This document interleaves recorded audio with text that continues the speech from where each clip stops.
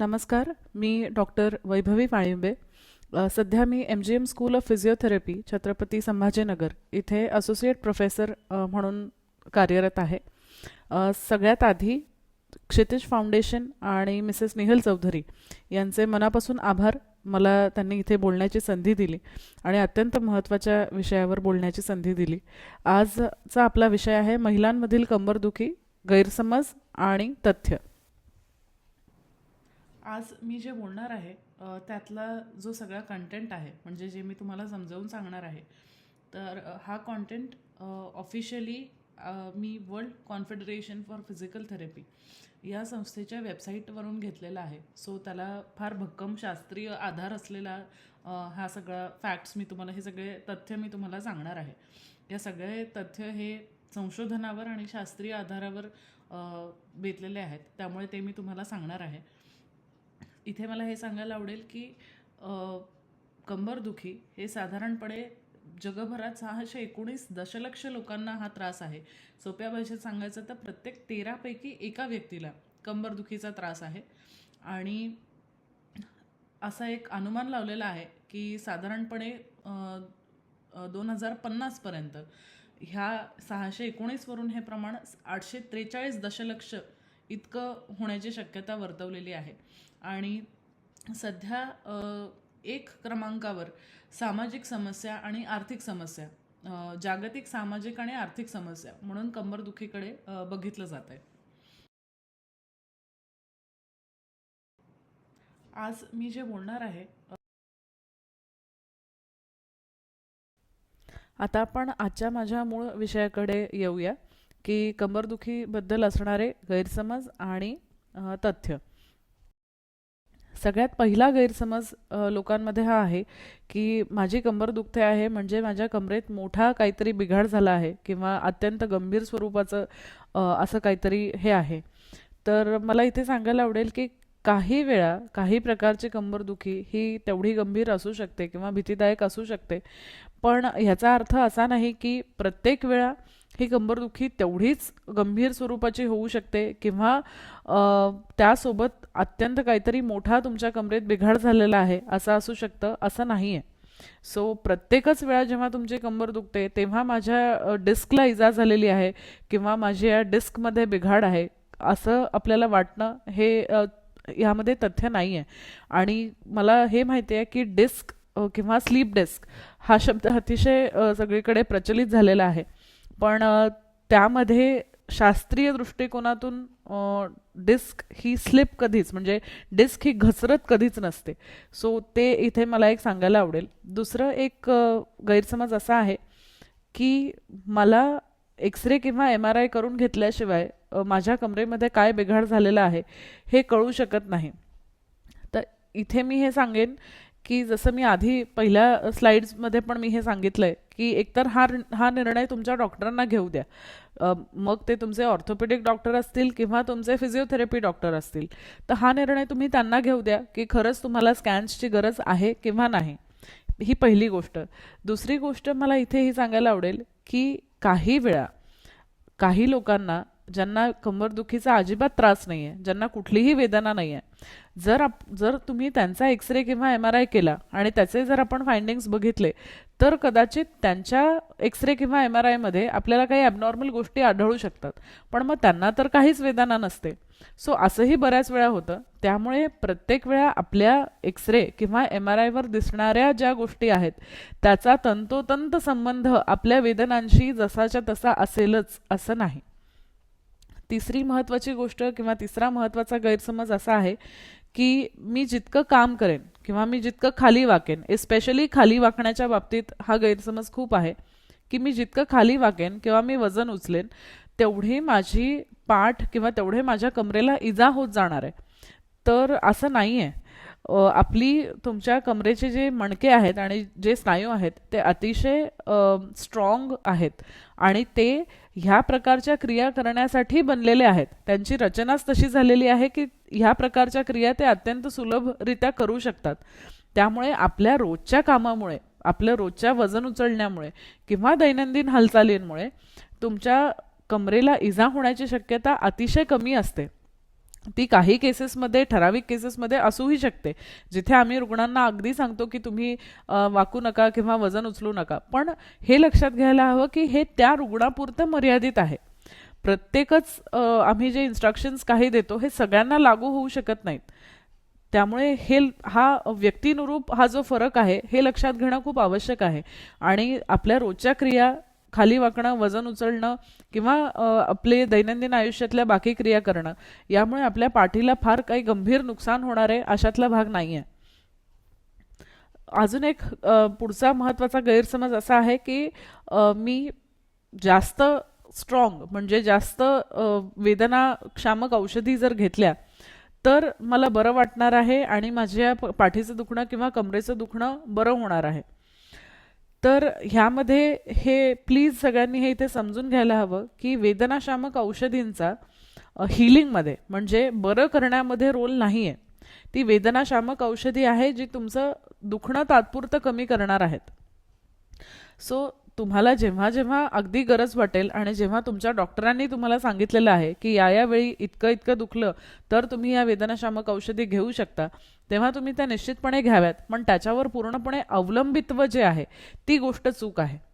ह्या गोळ्यांचा उपयोग किंवा या वेदनाशामक औषधींचा उपयोग आपल्याला हवा फार कमी काळासाठी किंवा तात्पुरत्या स्वरूपाचा आपल्या ट्रीटमेंटचा भाग असणं आवश्यक आहे. की म्हणजे तात्पुरत्या स्वरूपासाठी आम्ही या वेदनाशामक औषधी घेतो आहे जेव्हा आमच्या डॉक्टरांनी सांगितलेलं आहे किंवा जेव्हा आमच्या वेदनेची तीव्रता एका मर्यादेच्या पुढे जाते आहे तेव्हा आम्ही ते घेतो आहे, तर दॅट इज फाईन, ते योग्य आहे. पण यावरच पूर्ण अवलंबून राहणं आणि बाकी कुठलेच उपाय कंबरदुखीसाठी न करणं हे योग्य नाही.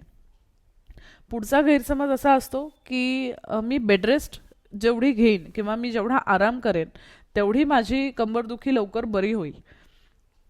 तर इथे मला हे सांगायला आवडेल की दुखापतीनंतर लगेचच किंवा जसं आता आपण बोललो की कमरेला मार लागला असेल किंवा तुम्ही पडला असताल किंवा तुमचा ॲक्सिडेंट झालेला असेल, तर अशा प्रसंगांनंतर ठराविक दिवसांसाठी कमरेला आराम देणं हे अतिशय आवश्यक आहे.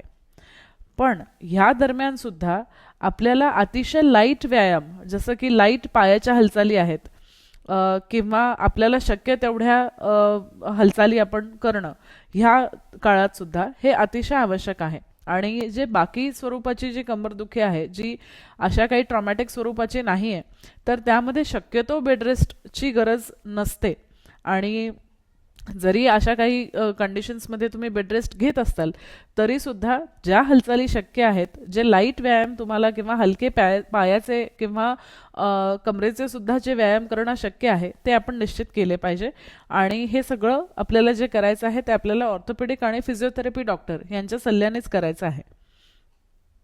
पुढचा गैरसमज असा आहे की मी जेव्हा व्यायाम करतोय किंवा करते, स्पेशली महिलांमध्ये हा समज खूप आहे की मी जेव्हा हा व्यायाम करते तेव्हा मला वेदना होत आहेत, म्हणजेच कदाचित व्यायामामुळे सुद्धा माझ्या कमरेला त्रास होतो आहे कारण मला वेदना होत आहेत, तर मी तो व्यायाम बंद केला पाहिजे. तर असं नाहीये. तुम्हाला जरी व्यायाम सुरू करताना किंवा काही व्यायामांच्या वेळी जर तुम्हाला वेदना होत असतील तर तुम्ही हे प्लीज तुमच्या फिजिओथेरपी डॉक्टरांना सांगा की मला ह्या हालचाली दरम्यान वेदना होत आहेत. म्हणजे ते तुम्हाला ही हालचाल मॉडिफाय करून देतील. म्हणजे ते तुम्हाला हे सांगतील की ही हालचाल तुम्ही दुसऱ्या कोणत्या मार्गाने करू शकता. कारण कुठलीच हालचाल पूर्णपणे बंद करणं किंवा व्यायाम न करणं हा उपाय कंबरदुखीवर होऊ शकत नाही. आणि जरी तुम्हाला असं वाटलं की मला एखाद्या पर्टिक्युलर व्यायामाने किंवा एखादी पर्टिक्युलर हालचाल केल्याने माझं दुखणं वाढतं आहे, तर तुम्ही हे त्वरित तुमच्या फिजिओथेरपी डॉक्टरांना सांगणं अपेक्षित आहे. त्यामुळे दोन गोष्टी होणार आहेत. ते तुम्हाला ती सेम हालचाल करण्याचा ऑल्टरनेटिव्ह म्हणजे दुसरा मार्ग सांगणार आहेत. हे त्याच्यामुळे तुम्हाला ती हालचाल वेदनारहितरित्या करता येणार आहे. आणि दुसरी गोष्ट, तुमची हालचालींबद्दलची भीती यामुळे कमी होणार आहे. पुढचा गैरसमज असा असतो की मी जितकं ताठ बसेल आणि जितकं मी माझं पोश्चर चांगलं ठेवेल तेवढं माझं कंबरदुखी कमी होईल किंवा ही जी सगळी कंबरदुखीचा मला त्रास आहे हा मला माझ्या पोश्चरमुळे किंवा मी ताठ न बसल्यामुळे होतो आहे. तर मला इथे हे पण सांगायचं आहे की आयडियल पोश्चर असं कुठलंही नाही आहे. म्हणजे आयडियल स्थिती अशी कुठलीही नसते शक्यतो. त्यातल्या त्यात आपण दिवसभरात वेगवेगळ्या क्रिया करत राहणं आणि शक्य तितकं क्रियाशील राहणं हे आपल्या कमरेसाठी अतिशय आरोग्यदायी असतं आणि कमरेतल्या मणक्यांसाठी सुद्धा अतिशय आरोग्यदायी असतं.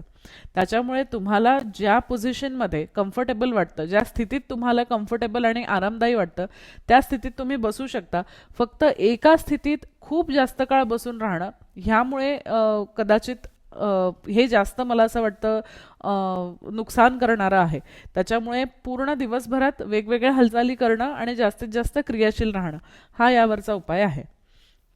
पुढचा गैरसमज असा आहे की मी खूप सारे पोटाचे व्यायाम करणं आवश्यक आहे. कारण आपल्या बहुतेकदा मला असं वाटतं की आता बहुतेक लोक जेव्हा जिमला जातात किंवा व्यायाम करतात तेव्हा एक कोर एक्सरसाइजेस नावाचा एक प्रकार आजकाल अतिशय प्रचलित झालेला आहे आणि सगळ्यांना असं वाटतं की पोटाचे स्नायू बळकट केले की कंबरदुखी कमी होणार आहे.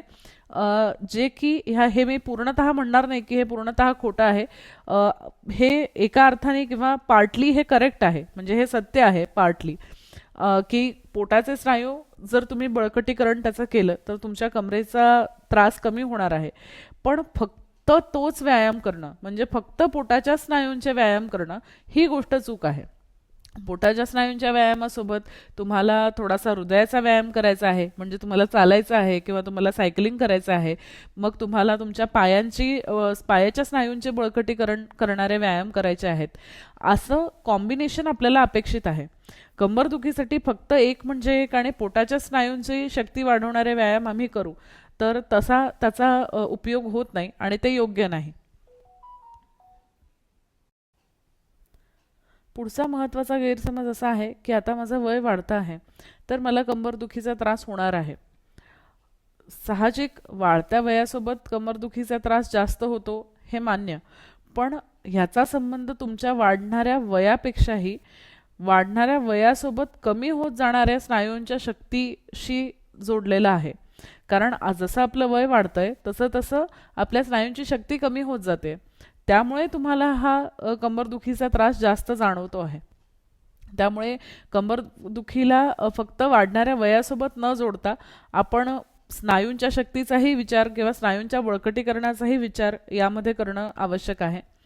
पुढे एक फार महत्त्वाचा गैरसमज असा आहे की इंजेक्शन्स आणि ऑपरेशन्स म्हणजे सर्जरीज यामुळे माझा कंबरदुखी बरी होणार आहे. तर मला हे सांगायला आवडेल की काही कंडिशन्स म्हणजे काही कंबरदुखीच्या केसेस अशा असतात की ज्यामध्ये ऑपरेशन शिवाय आणि इंजेक्शन्स शिवाय काही पर्याय नाही आहे. ते तुम्हाला करावेच लागतात. पण मोस्ट ऑफ द केसेस म्हणजे जास्तीत जास्त कंबरदुखीच्या केसेस ह्या विदाऊट ऑपरेशन किंवा विदाऊट इंजेक्शनही बऱ्या होऊ शकतात. यामध्ये आता आपण आधी बघितलं तसं व्यायाम आणि जीवनशैली याचं अनन्यसाधारण महत्त्व यामध्ये आहे. शिवाय आपल्याला खरंच सर्जरीची गरज आहे का किंवा आपल्याला इंजेक्शन्स घेण्याची गरज आहे का याचा निर्णय फक्त आणि फक्त तुमचे ऑर्थोपेडिक डॉक्टर तुम्हाला देऊ शकतात. पुढचा गैरसमज असा आहे की जेवढी जास्त मला वेदना होते आहे याचा अर्थ तेवढं जास्त माझ्या कमरेचं नुकसान झालेलं आहे. असं नाही आहे. प्रत्येक वेळी आपल्याला होणारी वेदना ही शारीरिक नुकसानाच्या पटीतच असेल असं नाही आहे. बहुतेक वेळा आपली वेदना जी आहे ती आपला सभोवताल आपली मानसिक भावनिक स्थिती अशा गोष्टींची सुद्धा जोडलेली असते. त्यामुळे याचा अर्थ असा होत नाही की जर तुम्हाला खूप जास्त वेदना आहे म्हणजे तुमच्या शरीरात किंवा तुमच्या कमरेत फार मोठा बिघाड झालेला आहे असं दरच वेळी असं नाही आहे. आता मी कंबरदुखी आणि फिजिओथेरपी ज्याला भौतिक उपचार मराठीत असं म्हणतात मी त्याकडे येणार आहे. इथे मी तुम्हाला हे सांगणार आहे की फिजिओथेरपीमध्ये कुठल्या वेगवेगळ्या गोष्टी किंवा कुठले वेगवेगळे उपाय आहेत किंवा उपचार आहेत जे कंबरदुखीसाठी अतिशय महत्त्वाचे आहेत. तर सगळ्यात पहिल्यांदा फिजिओथेरपिस्ट हे तुम्हाला अतिशय मोलाचं मार्गदर्शन करू शकतात.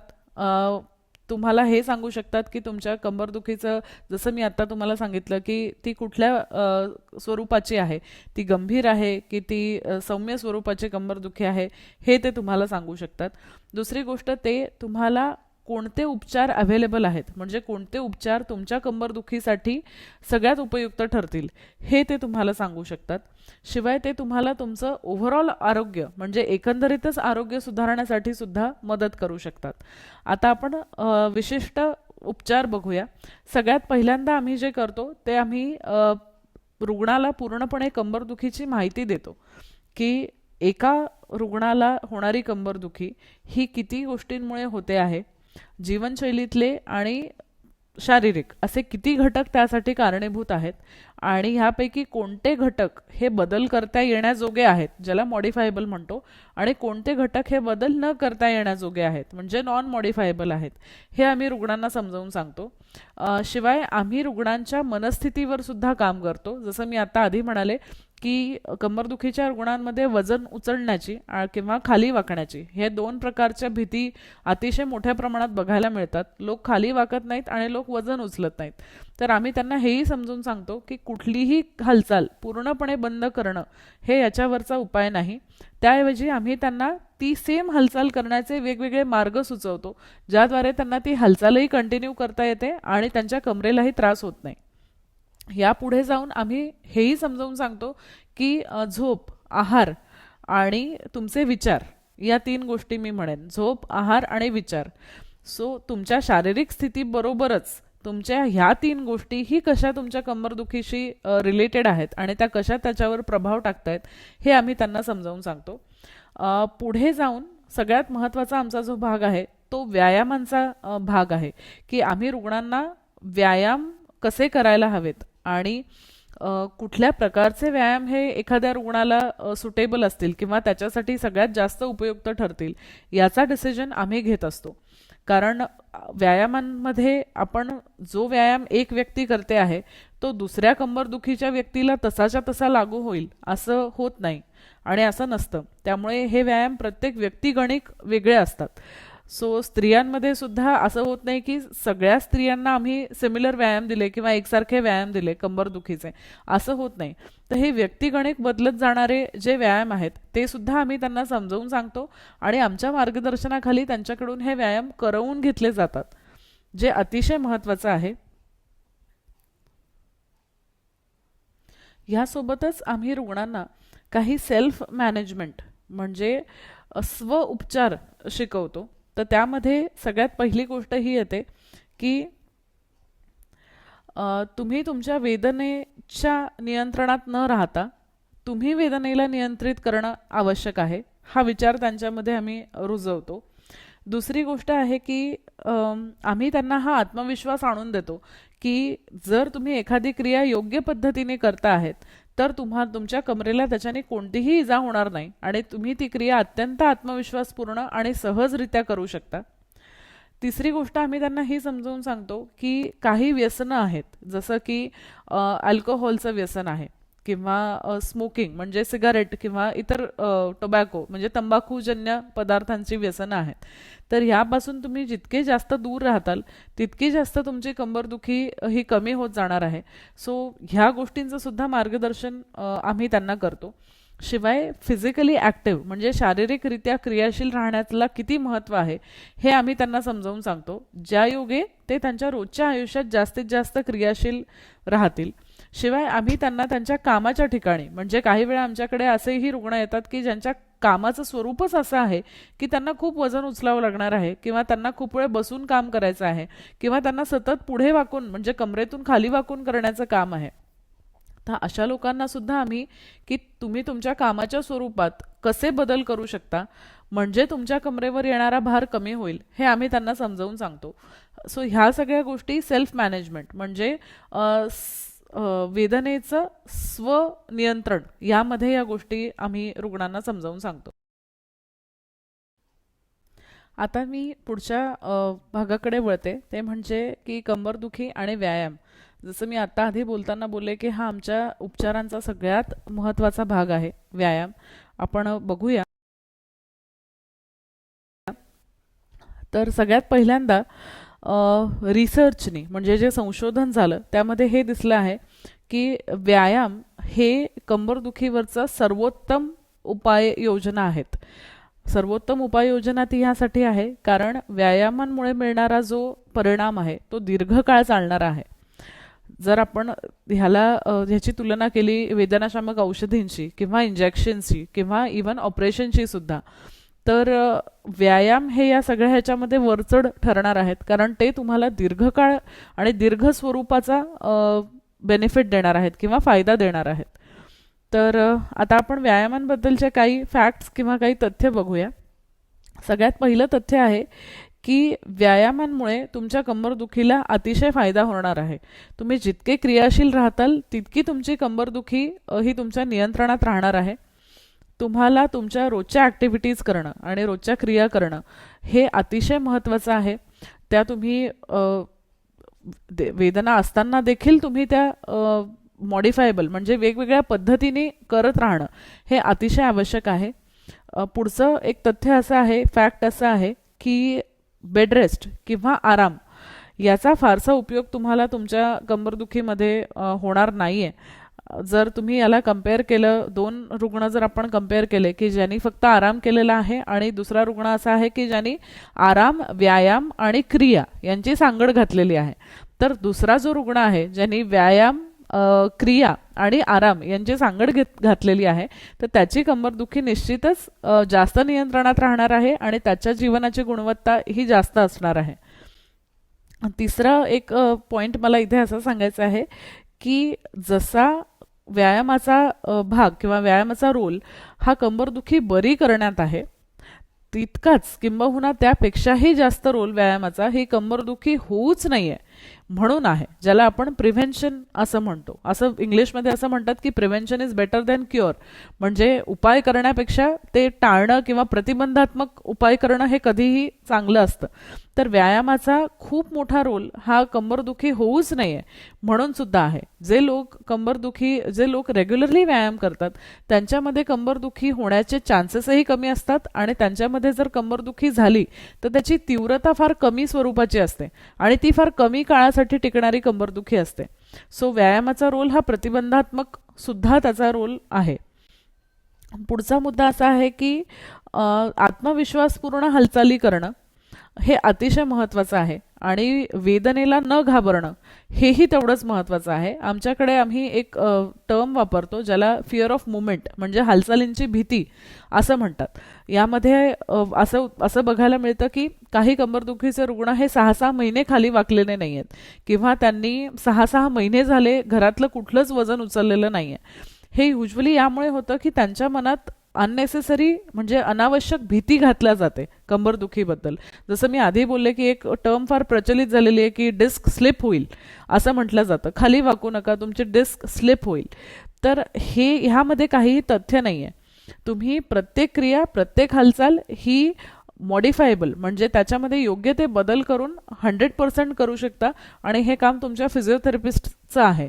तर तुम्ही तुमच्या फिजिओथेरपी डॉक्टरांशी हा संवाद साधला पाहिजे की मला ह्या क्रिया करताना त्रास होतो आहे पण मला त्या कराव्या लागतात किंवा मला त्या करणं आवश्यक आहे, तर तुम्ही मला वेगळे मार्ग सुचवा ज्याच्याने मला एक सिमिलर क्रिया ही दुसऱ्या मार्गाने करता येईल. पुढचा पॉइंट असा आहे की काही लोकांना असं वाटतं व्यायाम केल्यावर मला दुखतं किंवा मला वेदना होतात, याचा अर्थ व्यायाम माझ्यासाठी चांगला नाही आहे. हे त्या लोकांमध्ये बघायला मिळतं ज्यांनी आधी कधी व्यायाम केलेला नाही आहे आणि ते आमच्याकडे येऊन आता व्यायामाला सुरुवात करतायत, तर ज्याला आपण एक्सरसाइज इंड्युस्ड सोअरनेस असं म्हणतो. तर ही अतिशय सामान्य बाब आहे की एखादी गोष्ट जर किंवा एखादा व्यायाम जर तुम्ही पहिल्यांदा करताय तर त्यानंतर तुमचं शरीर थोडासा प्रतिसाद देतं जो वेदनेच्या स्वरूपात असतो आणि ते अतिशय नॉर्मल गोष्ट आहे. तो एक सामान्य प्रतिसाद आहे शरीराने दिलेला. त्यामुळे अगदी पहिल्यांदा जर तुम्ही व्यायाम करत असाल तर हे गृहीत धरून चाला की थोडीशी वेदना तुम्हाला होणार आहे आणि तो अतिशय नॉर्मल रिस्पॉन्स आहे तुमच्या शरीराने दिलेला. याचा अर्थ आपण व्यायाम थांबवायचे असा त्याचा अर्थ होत नाही. आणि पुढचा पॉइंट असा आहे की एक्सरसाइज ही नियमित म्हणजे व्यायामामध्ये नियमितता आणणं खूप आवश्यक आहे. खूप व्यायाम करण्यापेक्षा रोज थोडा पण तो नियमित करणं हे जास्त फायद्याचं ठरेल.